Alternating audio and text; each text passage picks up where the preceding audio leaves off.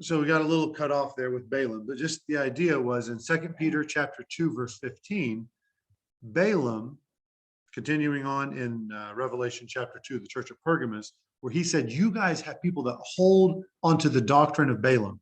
And this doctrine of Balaam, as we talked about, he cast a stumbling block, something that made the people of Israel fail.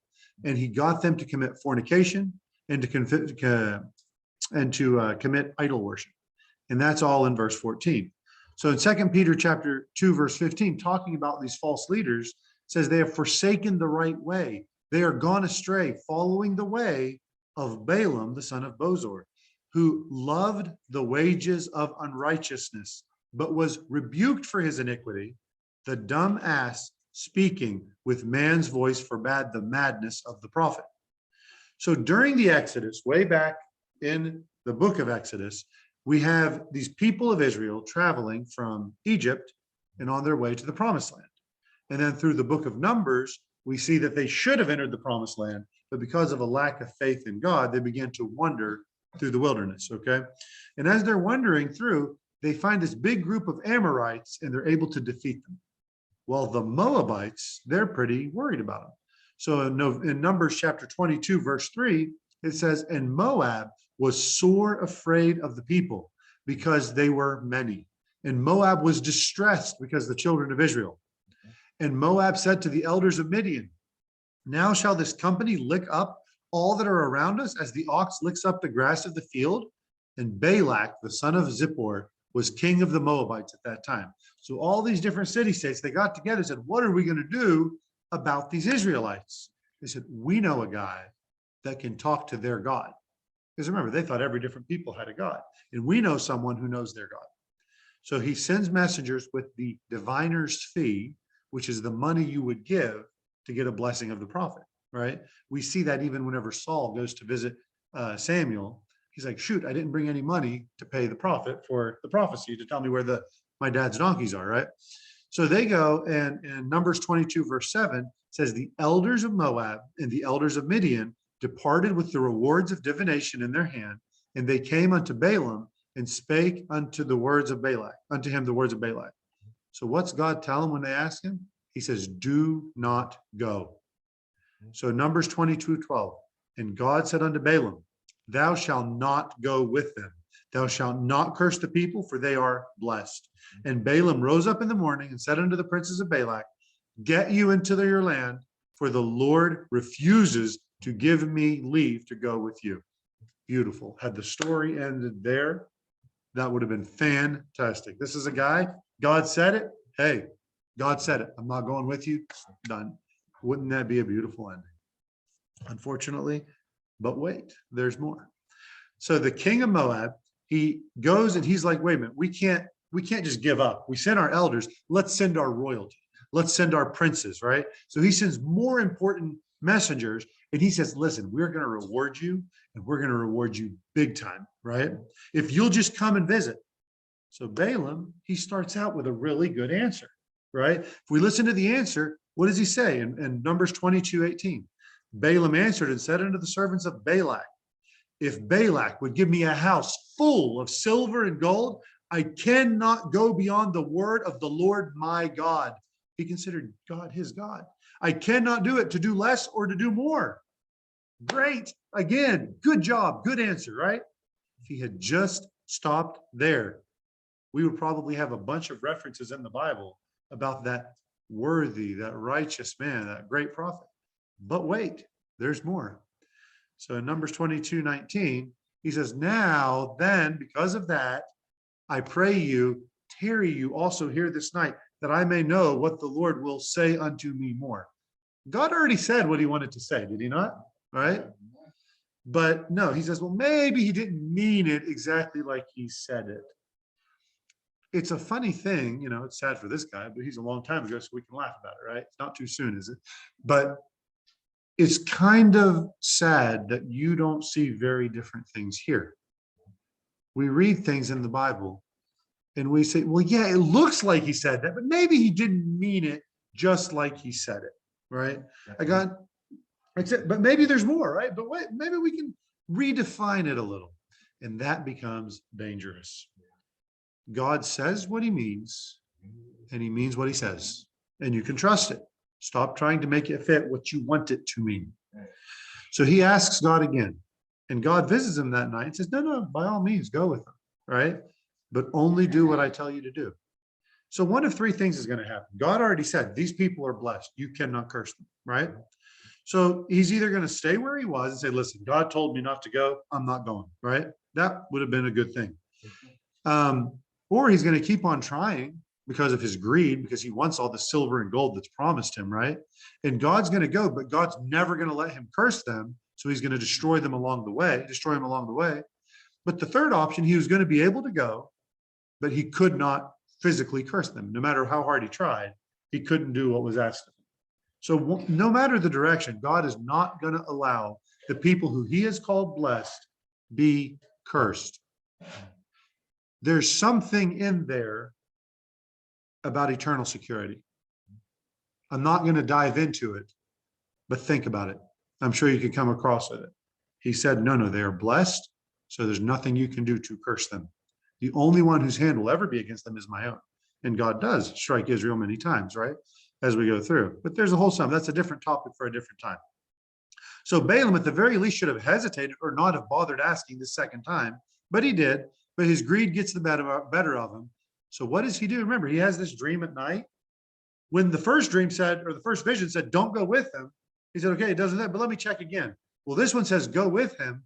Did he say, well, maybe I should check again to say, maybe to see? No, does he do that? What's it say in verse 21? He says, Balaam rose up in the morning, saddled his ass, and went with the princes of Moab. You see his driving force are all these riches that are supposedly going to come his way. And of course, God is angry with him. People are like, wait a minute, God just told him to go. He's like, why is it you only question God when you don't like the answer? Why is it you only question the Bible when you don't like what it says? Do the men love the part where it says, women submit to your wives? Did you not read the next verse? Right? Is that the only part you like? Is there not more? We only question the things that we don't like. So God gets angry with them. And in Numbers 22, verse 7, there's this, again, the phrase, the dumb ass, comes from the Bible with this donkey. Of course, a donkey can't speak, right? And he's walking along, and this donkey, as they're traveling and Balaam's riding on his back, he sees the angel that God sent to kill Balaam. And 3 times he beats the donkey. He said, go, why aren't you stopping? Numbers 22, 27 says, and when the ass saw the angel of the Lord, she fell down under Balaam. And Balaam's anger was kindled, and he smote the ass with the staff. And the Lord opened the mouth of the ass. God gave it the ability to speak. And she said unto Balaam, what have I done unto thee that thou hast smitten me these 3 times? So he literally has a conversation with his donkey. I only got to wonder how surprised this guy was during this conversation. He like talks to him. He's like, I wonder if he's ever thinking like, how am I talking to this donkey? He gets so angry, no. Try didn't. So God actually reveals through the donkey the danger that Balaam's in. Balaam at this point recognizes his mistakes. He repents to God. And now he says, God, if you don't want me to go, I will not go. This is good. So Numbers 22, verse 34. Balaam said to the angel of the Lord, I have sinned, for I knew not that thou stoodest in the way against me. Now, therefore, if it displease thee, I will get me back again. If this is against your will, let me go back. I realize my mistakes. And the angel of the Lord said unto Balaam, go with the men, but only the word that I shall speak unto thee, and thou shalt speak. So Balaam went with the princes of Balak. If this was the end of the story, it'd be a good story, right? He made a mistake. He corrected his ways. He repented. We should all repent like Balaam, right? But wait, there's more. This guy's story, it's a very interesting story. Has anyone ever kind of went through it? Have you ever been through it, like with all the details, right? It's really good. So now we have Balaam has the fear of God put into him, right? And he's on a trip that he never should have went on in the first place, but he's going anyway. So Balak comes out and he's excited. Great, I got this guy. He knows God. He's going to tell me what I got to do to make their God like us more than he likes them so that he can curse them, right? So he's excited and he takes him to a place that I can't pronounce, but it's something like Kirjath Huzoth, which is probably the capital of Moab. And he said, takes him to see all the people. Remember, because the Moabites, they don't want to be destroyed. So maybe he's trying to build up compassion. Who knows why he took him there, but he took him to the streets of the city to see all these people. So then he goes, and the name of the place actually means the city of streets. It was a very populous place. So Balak, he then makes an offering and took Balaam to worship his God, to worship the high places of Baal, the God that he worshiped.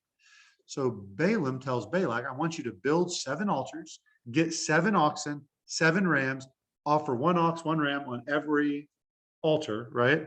And let's offer them and see what God will have to tell us. We'll see what God will answer. So here's God's response. God does answer. He says in Numbers 23, 8 through 10. So Balaam is speaking. How shall I curse whom God has not cursed? How shall I defy whom the Lord hath not defied? From the top of the rocks I see him. From the hills I behold him. Lo, the people shall dwell alone and shall not be reckoned among the nations. Who can count the dust of Jacob and the number of the 4th part of Israel? Let me die the death of the righteous, and let my last end be like his. I wish I could be like a Jew. That was the final statement. Like, I can't, these people, they are blessed of God and will continue to be blessed of God. So Balak, he's like, wait a minute. I brought you here. I'm giving you all this honor. I'm giving you all this. You're doing the opposite of what I want. He's very upset. This is the opposite. He's actually talking about the blessings of Israel, not the cursings. So he says, oh, you know what?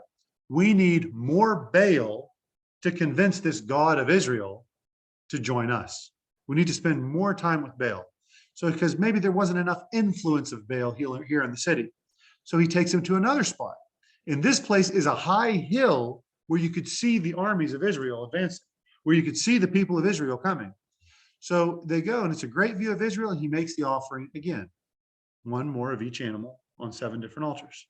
Numbers 23:19. He's going to see, is there better news? He says, God is not a man that he should lie, neither the son of man that he should repent. Has he said, and shall he not do it? Or has he spoken, and shall he not make it good? He made a promise to Israel. Do you expect him to break that promise?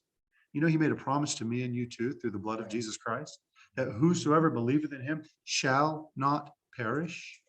It's a promise written in blood. And some people say, oh yeah, but you can throw it away. Nonsense. It says, behold, I have received commandment to bless, and he hath blessed, and I cannot reverse it. It is impossible to reverse the blessing that he gave. Verse 21, he has not beheld iniquity in Jacob. He doesn't even see their sin. They're full of sin, but he doesn't see it. He's already promised blessing. And neither has he seen perverseness in Israel. The Lord his God is with him, and the shout of a king is among them. God brought them out of Egypt. He hath, as it were, the strength of a unicorn. Surely there is no enchantment against Jacob, neither is there any divination against Israel. According to this time it shall be said of Jacob and of Israel, what has God wrought? Behold, the people shall rise up as a great lion and lift up himself as a young lion. He shall not lie down until he eat of the prey and drink the blood of the slain. He's going to wipe everything out. By the way, there's some prophecy in here regarding Jesus. That's not the point of this conversation, but you can kind of look more into that. So Balak, he's not too happy again. He's pretty perturbed. Like, what are you doing, man? You're not helping me, not even a little bit. But, as this old saying goes for magical charms, the 3rd time's the charm, right? Surely we got to get closer to Baal and we can convince this guy to curse Israel, right? So they go up to the high places of Baal, to the hill, like it's called the hilltop of the washers. And it's called the extremely high mountains of Peor. And this place is also called Baal Peor because the most devoted worshipers of Baal would go to these super high mountains to try and be close to their false god. So surely this time things have to work in their favor, right? They've done all these, so they make the sacrifices again. So what's the news? He says in Numbers 24, verse 5, how goodly are thy tents, O Jacob, and thy tabernacles, O Israel. As the valleys are they spread forth as gardens by the river's side, as the trees of line aloes, which the Lord has planted, and as cedar trees beside the water. He shall pour the water out of his buckets, and his seed shall be in many waters, and his king shall be higher than Agag, higher than the Amorites, right? and his kingdom shall be exalted. Again, think of who they're speaking of. God brought him forth out of Egypt. He hath, as it were, the strength of a unicorn. He shall eat up the nations of his enemies. He shall break their bones and pierce them through with his arrows. He couched and he lay down as a lion and as a great lion. Who shall stir him up? These were prophecies about Jesus, by the way, spoken by Jacob's father. Gosh, I'm blanking on knowledge, but spoken by Jacob about his children when he's given the prophecy of Judah. Blessing is he that blesseth thee, and cursed is he that curseth thee. So Balak's had enough. He's like, okay, you were the worst investment I ever made in. It's like, get out of here. I don't want to see you again. So Balaam agrees to leave. But then he says, hey, I'll throw you one more prophecy free of charge. Okay. He says, talks about a star arising out of Jacob. And this is a star that we will see come to light in Bethlehem, over Bethlehem, well over 1,000 years later, right? So Numbers 24, verse 17, and this star will have a scepter in his hand, and he will rule over all the nations. He says in Numbers 24, 17 to 24, he says, I shall see him, but not now. I shall behold him, but not nigh. There shall come a star out of Jacob. A scepter shall rise out of Israel, and shall smite the corners of Moab, and destroy all the children of Sheth. And Edom shall be made a possession. Seir shall also be a possession for his enemies. And Israel shall do valiantly. Out of Jacob shall come he that shall have dominion. He shall destroy him that remaineth of the city. And he looked on Amalek and took up this parable and said, Amalek was the first of the nations, but his latter end it shall be that he perish forever. And he looked on the Kenites and took up this parable and said, strong is thy dwelling place, for thou puttest thy nest in the rock. Nevertheless, the Kenite shall be wasted, until Asher shall carry thee away captive. And he took up this parable and said, alas, who shall live when God doeth this? And the ships shall come from the coast of Chittim, and shall afflict Asher, and shall afflict Eber, and he also shall perish forever. So he gave a final prophecy again about the Messiah. And that's where we understand that the star is going to rise. And that's what the wise men of the East were looking for. And when they knew the Messiah was going to be born, they took it very literally, maybe more literal than I would have taken it just at first reading, right? But that's how they took it. So if only that were the end of our story, right? Again, yes, he made some mistakes along the way, but he said what he had to say. He did what he was supposed to do. If he had just left, that would be it, right? And we would be confused about why all these negative references to Balaam, right? So what's the problem? Well, shortly after this attempt, all of a sudden the Moabites get this bright idea.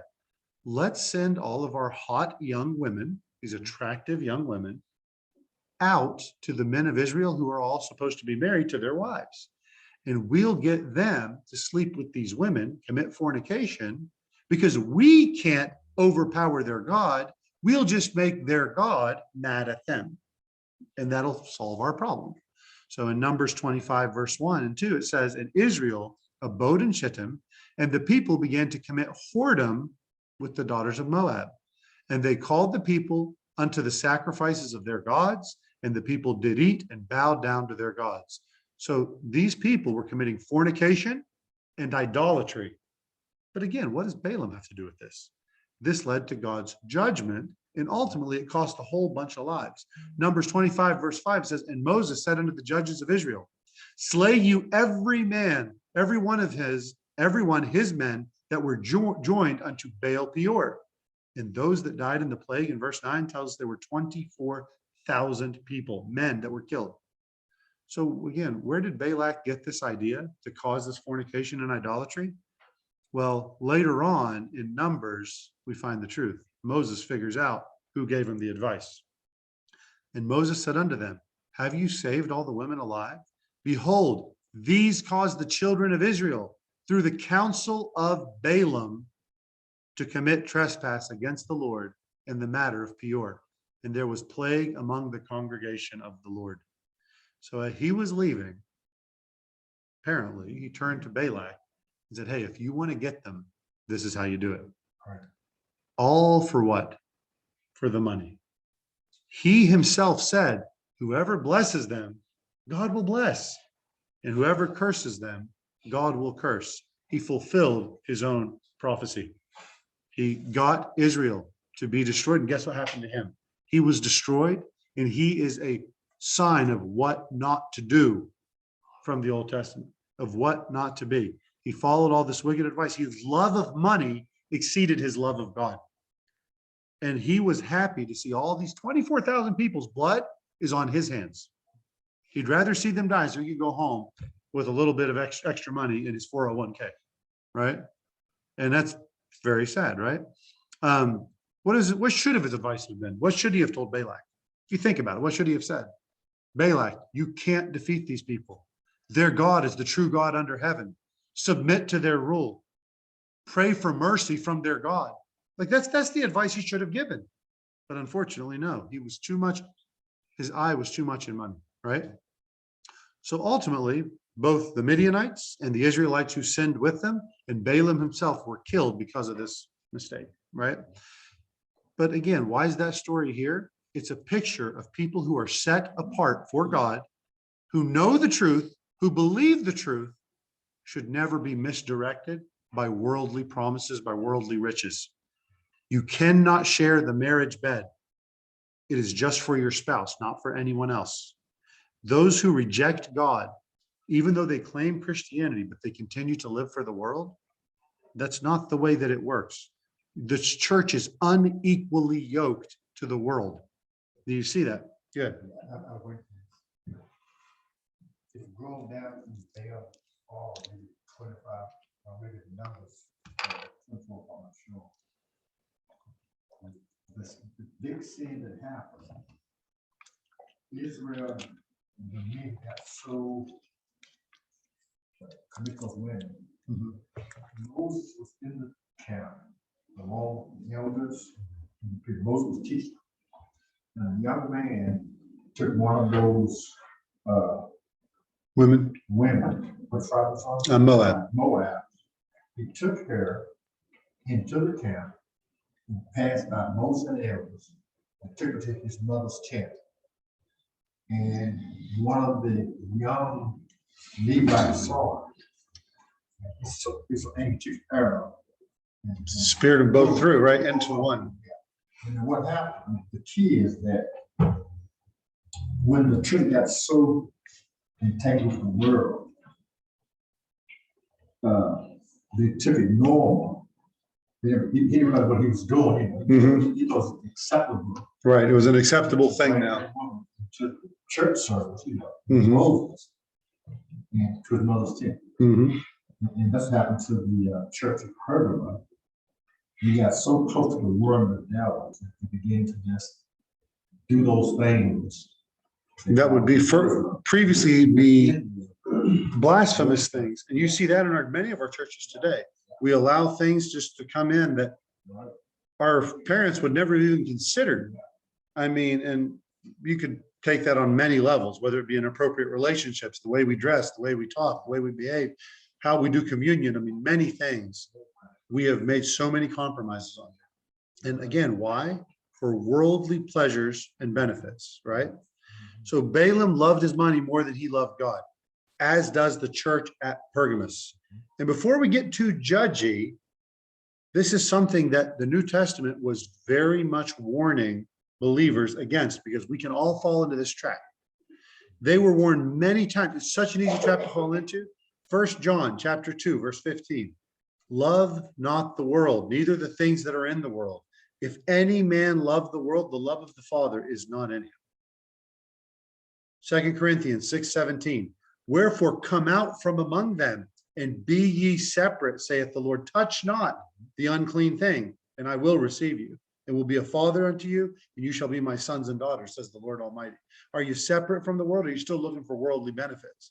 Ephesians 5:11. Have no fellowship with the unfruitful works of darkness. There should be nothing between me and the world. There should be nothing tying me down to this world. If your paycheck keeps you from serving the Lord, it ain't worth that much. 1 Thessalonians 5:21. Prove all things, hold fast to that which is good. Abstain from all appearance of evil. Even things that look bad, don't do it, right? 1 Timothy 6:10. For the love of money is the root of all evil, which while some coveted after, they have erred from the faith. Is that not the church of Pergamos in a verse, right? And pierced themselves through, speaking of the man who was pierced, through with many sorrows. You cause yourself struggles and pain and sorrow by chasing the riches of the world. So this church is making compromise after compromise to intermix it with the world. It wants the benefits of society. It wants the favor that came with calling yourself a Christian without having to follow the true faith of God. Twisting all these people into this false religion and confusing the rest of the world as to what true Christianity is. So the teachers of these evil sins of fornication and adultery, idol worship, are within the church itself. They were worshiping the world and their own selves as idols rather than the true God. The Corinthian church did the same thing, did they not? Did not fornication thrive in their church? Was there not a problem about eating things offered to idols and doing and participating in idol type worship? That was a big problem. And again, we see a lot of problems in this reference to Balaam here. So fornication and idol worship are the hallmarks of the worldly church, the worship of money and self rather than the worship of God. Matthew 6:24, no man can serve two masters.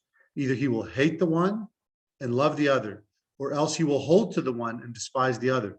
You cannot serve God and mammon. Joshua 24:15, you have to make a choice. And if it seem evil unto you to serve the Lord, choose you this day who you will serve. If you don't want to serve God, that's fine. But don't say you serve God and also serve the world. Whether the gods which your father served on the other side of the flood, or the gods of the Amorites in whose land you dwell, pick one to stop flip-flopping. Don't try to split it.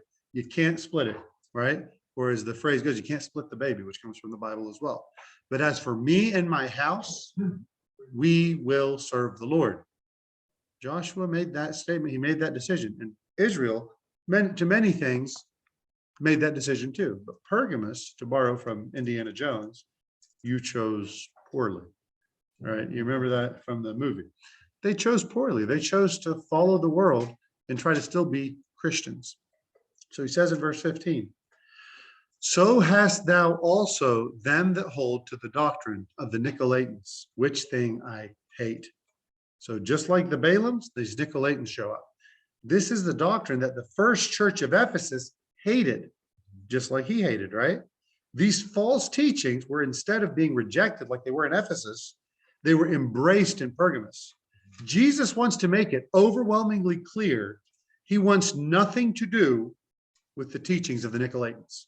Remember, he says here that he hates it. In Revelation 2, verse 6, he says, but this thou hast, you hate the deeds of the Nicolaitans, which I also hate. So we can't be sure who these Nicolaitans are, but based on their association with Balaam, we see that one, they love money, they love power, right? The term Nicolaitans, which we talked about before, it is the term of the clergy over the laity. Some sort of hierarchy where somebody that's in the church has power and authority over the people that attend, the members or whatever you want to call them. The Ephesians, they were solid on their doctrine and they totally and outrightly rejected this. The Pergamos folks, they embraced it, right? So this Pergamos church is all about power, riches, and position. Everything they want, just like Balaam. So a church hierarchy, this clergy of somehow being elevated above church members, is that the way Jesus designed his church? Is that the design he had in mind when he talked about the church? From the worldly point of view, right? The hierarchy would help you elevate you within the church, which would in turn elevate you outside the church, right? If being a Christian got you a better job, how about being an important Christian? Wouldn't that give you an even more important job? And you see it's going to easily be abused. So let's think for a minute about priesthood.